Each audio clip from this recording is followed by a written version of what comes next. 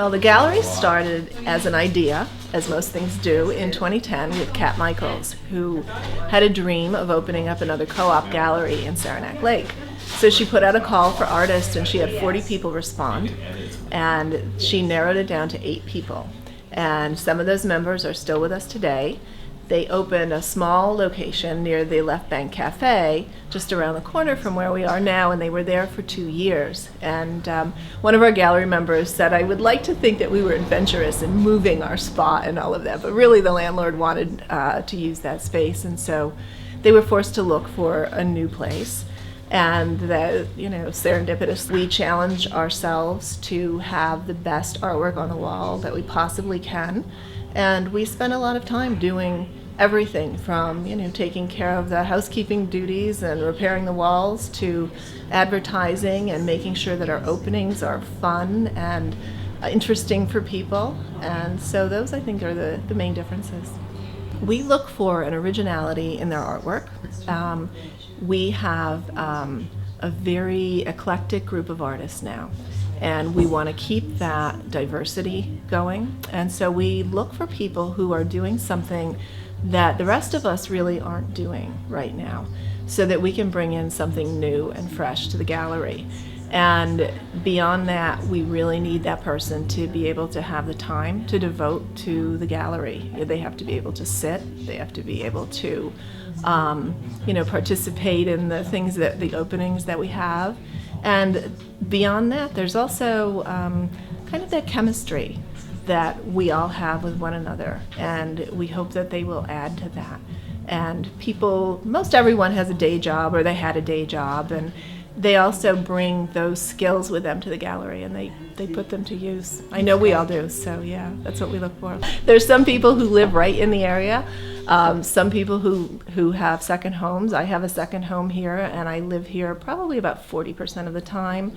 One of our other members lives downstate a little ways. We have members in Plattsburgh and local members near Paul Smith's and Tupper Lake. Many people have come in and told us that we have a different energy.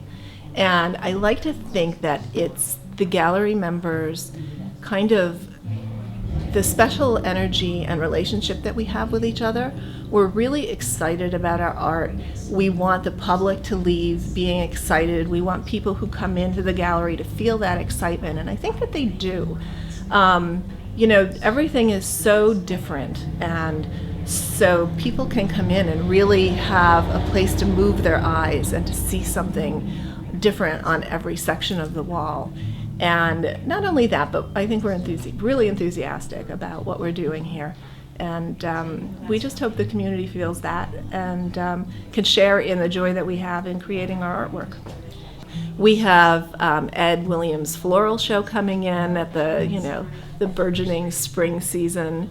And Ann Hughes, who's one of our newest members, is going to be doing a natural composition show in August called Birds of a Feather. She's taking actual bird feathers from humane sources and turning them into pieces of art with fibers and other natural things.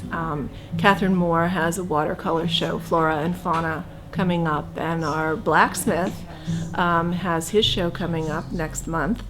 And it should be really dynamic. He's very talented, and there aren't many blacksmiths around, so we're very lucky to have him. I'll be working with Leanne Sporn. She's a biology professor up at Paul Smith's. We're doing a At the Water's Edge show in September.